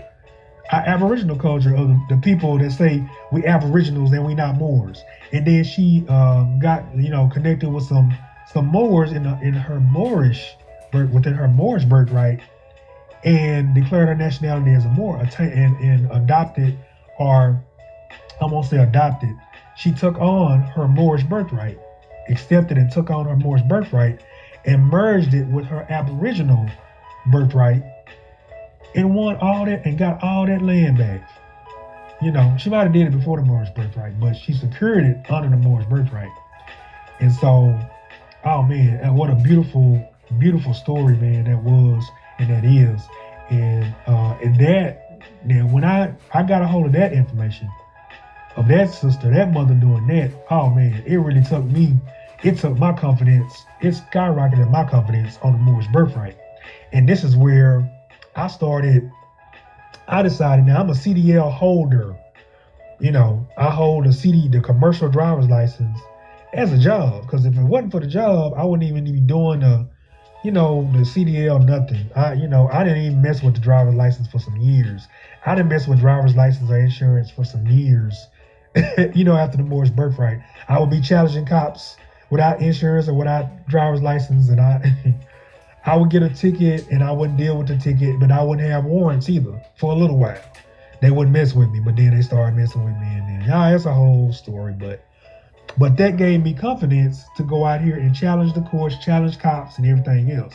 So, all right, years later, I decided I wanted to become a trucker. So I was like, well, let me straighten this CDL out, and I'm just gonna declare, reserve my rights, operate from a constitutional perspective, and make sure I know their statutes and codes and know the constitutional law. And if their statutes and codes are not in line with constitutional law, then I'll fight it. Things like that. Little bitty tickets I paid for business. I just came up with my own thing that I wanted to do, because it was decent money in trucking during those years of 2016, 2017. So I got into the trucking field. And I'm going to tell you, this mother right here, Mother Verdiasi, she gave me that confidence to do that, to bring my Moorish perspective into trucking. And and I donned the Moorish flag. But then, in my truck, I've always had it in my truck either on the seat, I hadn't had it hanging out the window. I have it on the seat display where it can be seen. And it just gave me that confidence, of self-realization of who I am, my birthright, our ancestry, and things like that, and that I can do anything I wanted to under my Moorish birthright if I wanted to. Particularly, I just didn't want to put my ill, the E and the L on the commercial driver's license. I just didn't want to deal with it in that fashion. I didn't want to. I could have, but I just didn't want to. You know what I'm saying? I wanted to leave. Nova Drew Ali said, leave old business as it is, do new business in your free national name. So what I did was, I just decided to, when I take on a job as an independent contractor, it had to be in my free national name. You know what I'm saying? And I use the commercial instrument kind of like a work badge. Here's my work badge. I'll work within your commercial system with this work badge, and you see on this work badge that all rights reserved, allodial, or whatever, on that work badge. And, my constitutional rights aren't waived and things like that. Meaning that if I hurt somebody, then I'm responsible. If I don't, look, with your party, I can argue behind this, and I could get out of this ticket if I want to, So I decided I got a confidence behind it, behind the whole deal in the commercial venue because of what this mother did. You know what I'm saying? And this is some things that, a lot of Moors ain't gonna. A lot of Moors wanted to go into trucking, but the whole driver's license thing and fighting the commercial mercenaries or the policy enforcement or the policemen, it's a whole thing. And I'm gonna tell you, man, I'd have been pulled over so many times, it ain't even funny. But most of the time, a lot of the times, it'd be cool. It's all right. They'll let me go. You know what I'm saying? It'd be the small stuff. They'll let me go after they see I know a little something. After I ask a couple of questions. After I start asking for a supervisor. You have to know a little something. And so, this mother motivated me to get in a position where I knew something. It was levels to it. And of course, she motivated me to, go look for land and claim land and things like that. I don't even look for houses no more. I don't even really want a house. I want land. Personally, which is what we should all want. We should all want land. Even in our city, in the quote unquote city jurisdictions. Why not buy a little bitty lot, and build a house on that lot? A little half-acre lot. You know what I'm saying? A little 1 acre lot. Why not? You know what I'm saying? We always looking for houses and landlords. We could just get a little 1 acre lot, build a house on that. It may be cheaper. You know what I'm saying? It may be better. It's your house, unencumbered, unmolested. No one has lived in that house. No one has died in that house. No spookiness. We don't think about things like that before we move into houses and buy houses. Who done lived there? What kind of things they were involved in? What they done done? You know what I'm saying? There's energies to things. That's why when you move into houses and apartments, you should clear that thing out. You should, say your affirmations, pray, whatever religion you are or whatever you believe in. You do your little affirmations and cleanse it out. Your little spirit, your spiritual affirmations, cleanse it out. Do a spiritual cleansing, or have somebody that's spiritually aligned come over and cleanse it for you, or however you choose to do it. Because going into these structures, these houses and apartments and things like that, you don't know what went on in there, and it leaves an energy in there. Anyway, that's beside the point. Yeah, man, getting into the industry of trucking and logistics. This mother doing what she did, getting thousands of acres of land, in the name of the Washita, and which is just one of many Aboriginal tribes in North America, and claiming a birthright, Moorish birthright, in regards to that. Oh man, that was amazing for my psyche. For any inferiority complex I dealt with, she helped fix that. You know what I'm saying? A mother. That went out there and got thousands of acres of land and however she did it, I don't have all the information on that, but she did it, and it's a fact, and it's researchable, and it ain't a lie, it's the truth. You know what I'm saying? And she didn't only deal with her Moorish heritage and her Aboriginal heritage, she dealt with her Egyptian heritage as well, her Egyptian birthright as well. All of that is our birthright, all of it. I've always asked this question: how do you deal with Aboriginal birthright, but you won't deal with your Egyptian birthright? Or how do you deal with your Moorish birthright, but you talk down on your Aboriginal birthright? You're gonna accept the Egyptian birthright and the Moorish birthright, but not the Aboriginal birthright. Some of us did run around here, with our shirts off, half dressed. We don't want to deal with that portion of the birthright. You know what I'm saying? It's like we embarrassed of that. On some of these lands, some of the Aboriginals did run around here. You know what I'm saying? With our shirts off, some of our women did run around here with no tops on, breast out, doing some tribes. This is the truth of our North American birthright. Why don't we want to deal with that? Why not? It ain't decent enough for the European perspective, the modern European perspective. It's savagery. Is that what it is? No, I don't think so. No, it's not. We lived off the land. We were a world empire, running around here half naked, running around here in royal clothing, running around here in noble clothing. All right, we ran the planet. So why would we be ashamed of one birthright over the other? You know what I'm saying?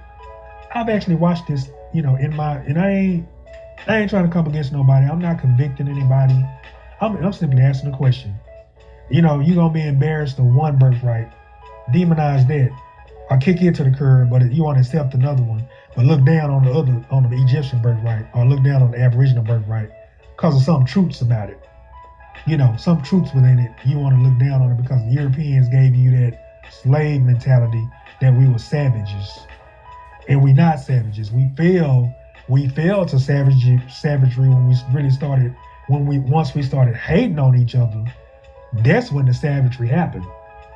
When my studies is told me that even when we were going to war with each other, we didn't really hate each other.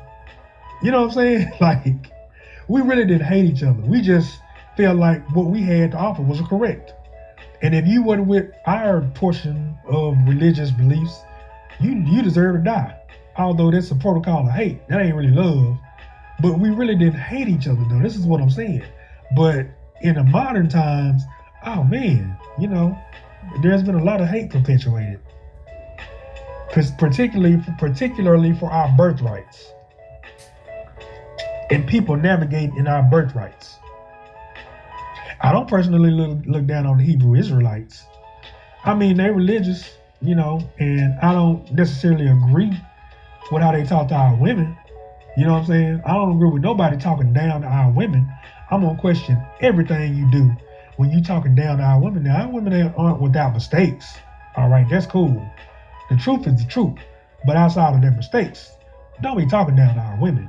You know what I'm saying? That's the only real thing I disagree with any of our cultures and our cultural brothers and sisters.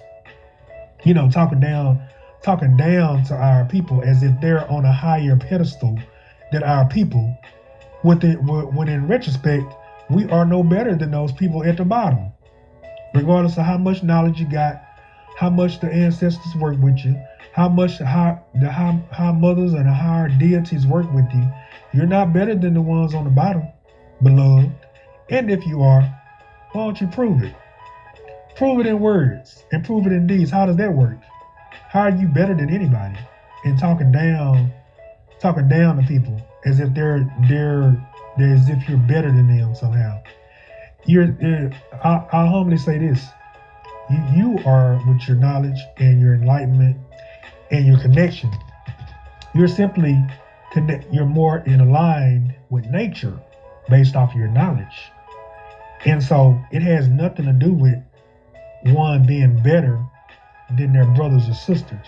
You're simply aligned with the frequency of the universe. You have now accepted universal law and navigating within it.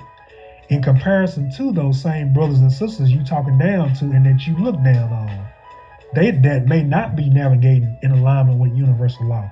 So they're suffering because of that. They suffer because they're not aligned with universal law. The universal law that you're aligned with and that you look down on them because of. When in retrospect, you should be helping them up and not judging them and looking crazy at them and acting as if there's a big I and a little you. Now, how does that make you look to get a truth like that? That nobody's better than nobody. This knowledge, this human knowledge we think we got, it's limited. Nova Ali pointed that out. He said the highest, don't be puffed up about the knowledge you got. The highest of human knowledge is but blindness and folly. And where's the proof to that? The Vatican. The things that they hide inside the Vatican. Now, I ain't been to the Vatican, but using my thoughts, my downloads from the higher ethers, high mama, and some of the other beings, it's some stuff in that Vatican that's just being hid from the public. And the knowledge you think you got, the Vatican was certainly, the things in the Vatican would certainly challenge that. Based off of some of the secret society people coming out and saying. You know what I'm saying? And even them, even some of the knowledge that they got, is limited, bro. It ain't nothing to be looking down on nobody about. Because the knowledge was there before you got it. So how do you look down? How you better than anybody? How you this and you that? I had to come into realization with that within myself, because I ain't gonna lie. No, I ain't attacking nobody to feel that way. I ain't attacking people. I'm only challenging you on what I went through with myself. Now when I'm speaking to y'all, I'm speaking to myself. I went through this as if I was bigger and better than my brothers and sisters that hadn't got the information, or some of the people that I had information that they didn't. I had to check myself on this. Oh, what you doing, Terry? How you better than them? They don't know, so you better than them. Where at? When the cops look at both of y'all in the alley, that's y'all. That's two melanated, whatever they call us. They ain't dealing with your knowledge base. I don't care if you're an old man or old elder, it don't matter. If both of y'all in the alley and both of y'all got on sneakers and some jeans and they deem it suspicious activity, they ain't dealing with you as a noble in your knowledge base. I bet you they not. The policy enforcers, once one of the pale skin called the cops on you. You see what I'm saying? That's just an example that I brought to my own psyche. I had to check myself on that. No matter how much knowledge I get or how noble I think I am or how many titles I got, I'm no better than my brothers and sisters out there on this planet that's melanated. I ain't no better than nobody else, that's not melanated. That ain't how I see myself. And in reality, nobody else either. Because the creator, from this perspective, the creator created humans. The creators created humans with bodies. The ideal is that we're spirits in bodies with body parts and that bleed and things like that. So nobody's better than nobody. Either you have control of certain things or you don't. And even if you got control of certain things or certain powers, that don't mean you better than nobody either. You may think that because of your ego, you want to feel that way because of your ego, but that means that your ego has won. You ain't won nothing. Your ego controls you. So you need other people to substantiate your ego on a daily basis. You're going to need it on a daily basis. That also means your ego is a drug. Yeah, the ego is a drug. Therefore, those of us with these egos are no better than the crackheads and no better than the meth heads. We're no better than them. We think we are, but we're not, because we got that ego to depend on, and we need others to substantiate that because of whatever property we got, or cars, clothes. I'm better than you. Ego. You ain't got it, I got it. I mean, that's cool, whatever. But I had to check myself on this, beloveds. I ain't want no parts of it. I say, nah, this ain't gonna work for me. Because I just don't, I don't want to be no druggie. Nothing, no pun intended on anybody that's an addict. I'm just saying. Not like that, not with ego. Not where I'm dependent on somebody else. Somebody else is not having something and I'm having it for my happiness. I just couldn't do it. I just said, nah, I'll pass. And I had to correct myself and humble myself. And by doing this helped me to feel even better about myself. And it helped me, when somebody else had an opinion on me, I'll even look at their opinion of me, even if it's ugly, and deal with it. And even try to look better, and even try to deal with myself in a better fashion if there was some sort of substantiation to one's opinion on me, even if it was hate. All right, I'll deal with it. And I gotta agree with it. I have to agree with what they're saying. If I actually see something there, well, yeah, maybe that I ain't gonna tell them that. Well, thank you for your constructive criticism. Now I'm gonna move along and deal with myself. Is how I deal with it. Maybe maybe in a sarcasm if they try to be hateful, but I find good in hate a lot of times with me, per my development. All right, so and I'll deal with things like that. So I just encourage ones to tap outside of your ego. The ego should be used only in self-defense, really. If you know you're doing right, and somebody's attacking you, and you can defend yourself and say, no, I'm not like that. Like this. This is me. And that's what you can use the ego for. And in self-defense, of course, because you're obligated under universal law to take care of that body that you're in. You ain't supposed to go out killing yourself and doing things, taking your life, because there's a spiritual penalty for that. There's a penalty for that, So just saying all that to say, let's not look down on our brothers and sisters, and not look down on any ancestors, any of our ancestors on any capacity, whether they were nobles of the Moorish Empire or they was running around as aboriginals, partially or all naked, on their land. This is our culture. This is our birthright. This is who we were. Anywhere from the cultural garbs, the very expensive garbs that are now in the tune of multitude of the cost of our ancient garbs, some hundreds of thousands of dollars for our ancient garbs, all the way to nakedness, cultures of nakedness here in North America. Those are our cultures, and we accept all of it. Our Egyptian culture, our Aboriginal culture, and our Moorish culture. All the same, all one people. The Crips and the Bloods, one people. Right? Some of the people on the east side of town and on the west side of town, they may call themselves this set of people. Or the east siders, or the west siders, or the south siders. Same bloodline of people. Different cultures. Same people. You see? So essentially we won. We can claim anything we want to. My thing within the Moorish culture is that it was suppressed so hard. Why did you lie about it? Why are you suppressing it so hard? Why are people wearing turbans and fezzes, attacking their culture, so attacking other ones, within that same culture so hard? This resonates with me. Why did the Europeans lie about us being Moors so hard? You know what I'm saying? In the early 2000s. Oh, they objected so hard until you stood on that birthright and told them to prove that we wasn't Moors. This is essentially what I did. I say, you United States government, corporation, I need y'all to, within my nationality documents that I sent out to the president and, per rvbaypublications.com, which is the Moorish University, and I'm grateful to the nobles of rvbaypublications.com. That's an online university. I'm grateful to all of them, all of those nobles, all right? So, based off the documents I got from them and my own, protocols, I sent out those documents to 7 quote-unquote government locations, and I told the Europeans to prove I wasn't a Moor. I need y'all to prove I'm not a Moor. And they never sent me any correspondence back that everything that I was saying wasn't true. You know what I'm saying? Anything. They didn't say it wasn't. They didn't say it was a lie. They didn't say, oh yes, that's true. Yes, sir, Terry Dangerfield. Yeah, it's true. They didn't say that. But normally when you write government offices, all of them, they respond, especially if they are superior on any of your claims or any inquiry that you're dealing with.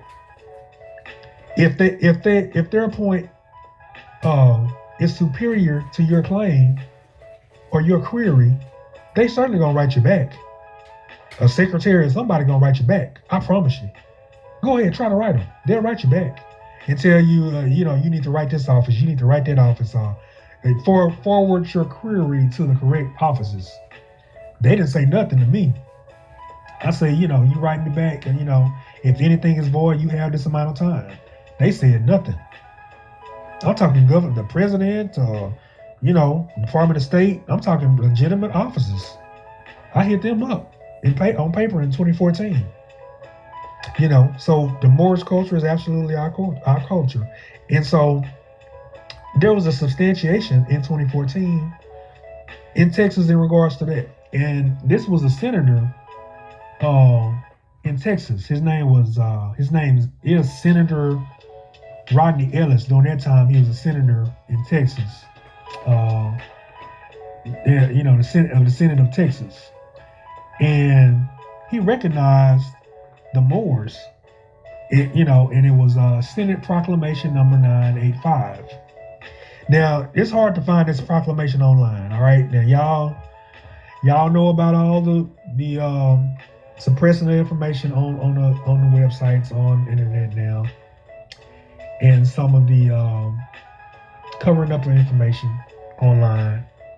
And I'm just going to read a little excerpt of what this. I have this copy of this thing, and if you want a copy of the Senate of the State of Texas Senate Proclamation number 985, recognizing the Moors in Texas territory, hit me up on that More Stuff Podcast 13 at outlook.com. All right.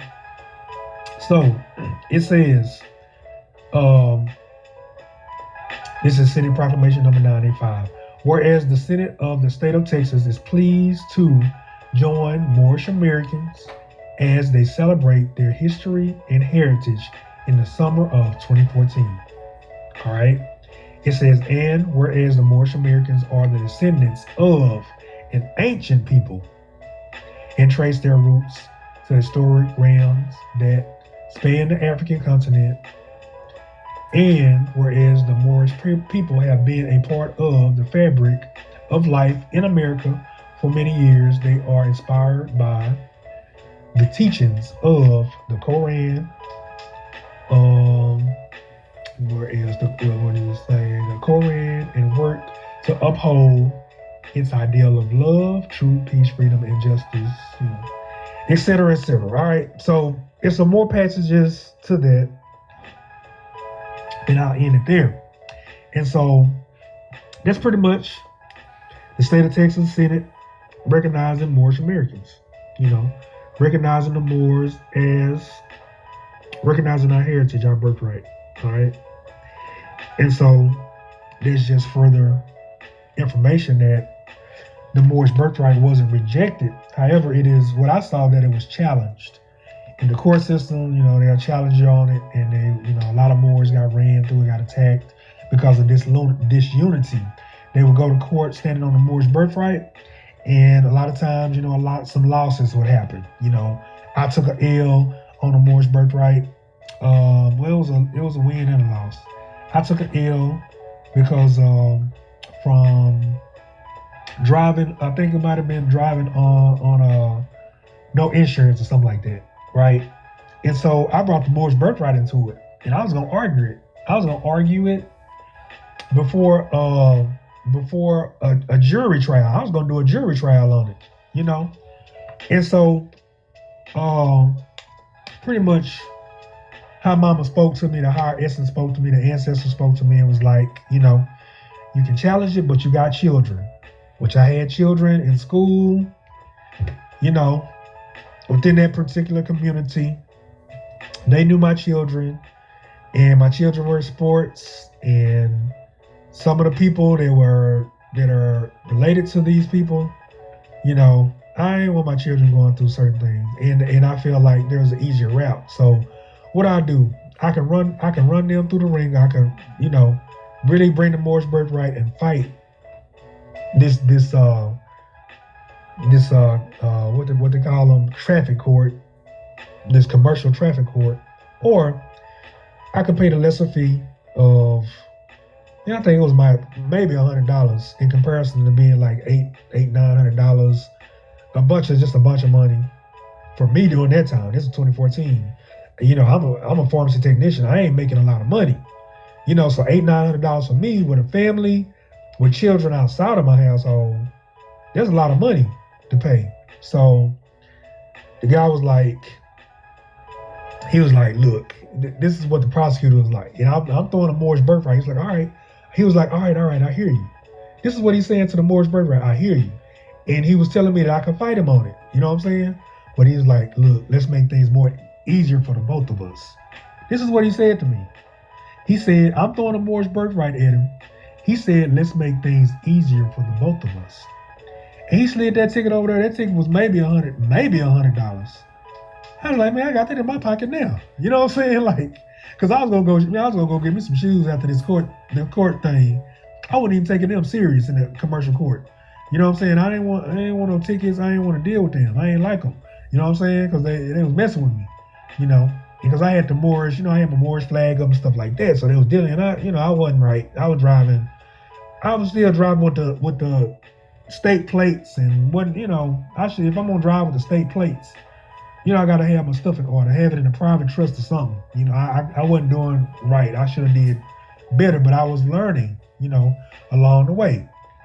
And so he was like, the prosecutor was like, hey man, let's just make things easier for the both of us, is what he's saying. Now, why are you telling me to make things easy for him too? Which he's supposed to be running me through the ringer. Any other time, I saw him running melanated people through the ringer. He wasn't asking them for nothing. He was asking for the max. And this was an Albion fella. You know what I'm saying? And he was running my people through the ringer. And it's just like, they were, initially when they didn't know that I was going to bring the Moorish birthright the first session when I came to, I was watching him go to town. You know what I'm saying? And they rescheduled me for another court date or whatever. So I came back with the Moorish birthright prepped.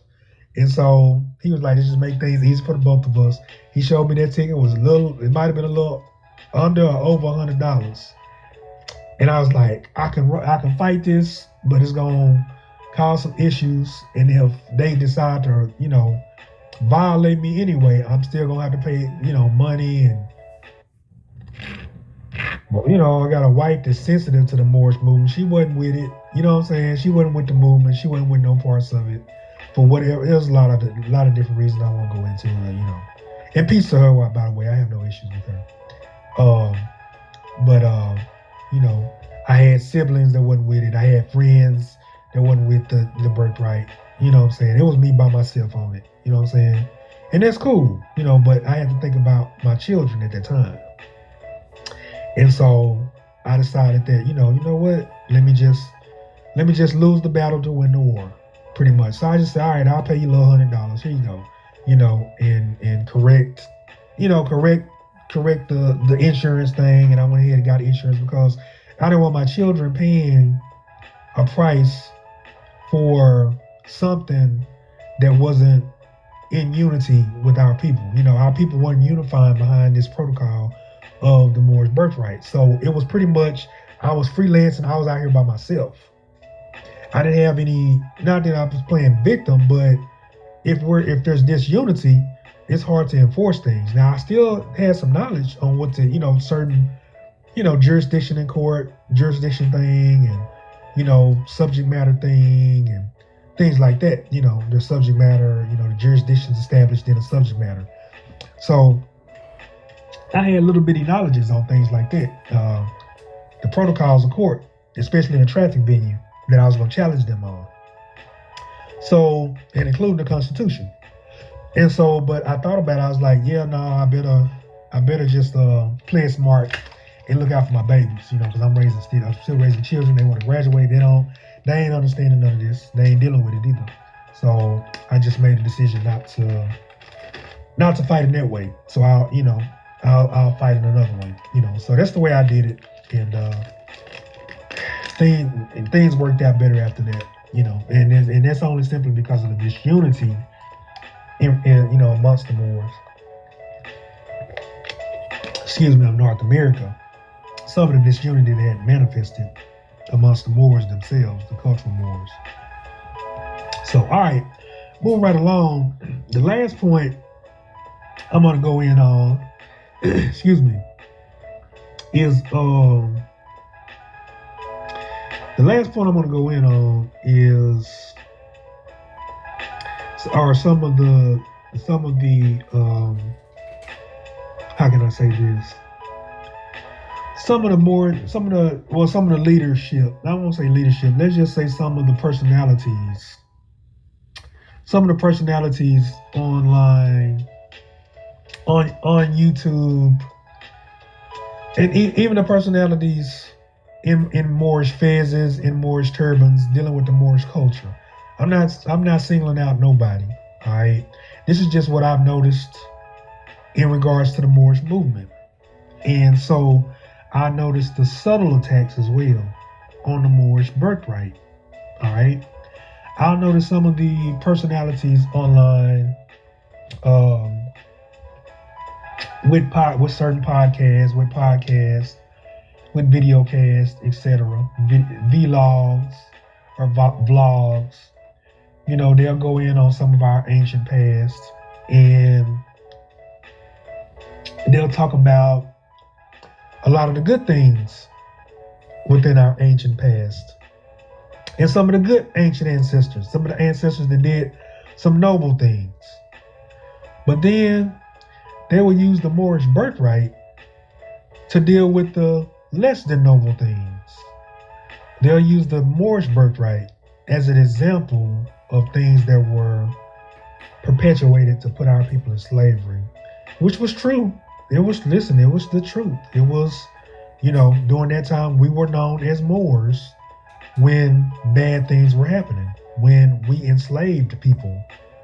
And so my point is, when you put out what I was noticing, before I deal with my studies on it all, I would notice that they would use the Moorish birthright as points of less than noble ideas of our heritage being put out. Less than noble ideas, like, for example,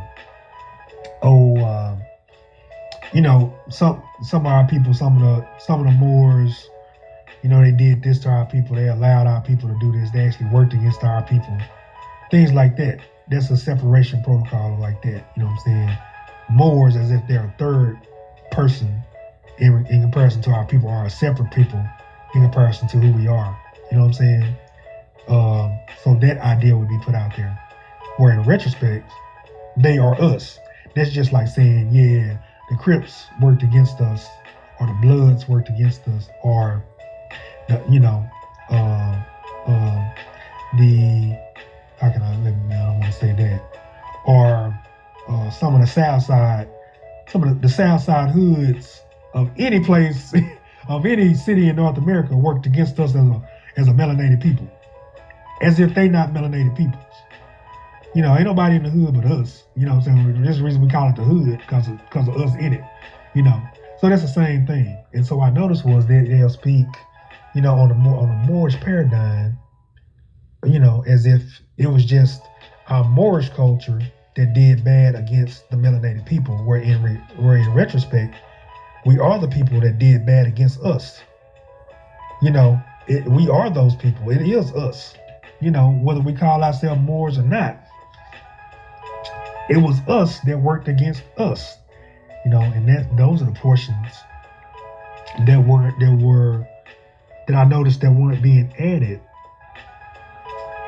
to that particular type of presentation. And so by doing that, the ones that are asleep, or not necessarily asleep, but hadn't accepted their Moorish birthright, that would, make them look at the birthright as if it is something wrong with the birthright, as if it's an issue with the birthright,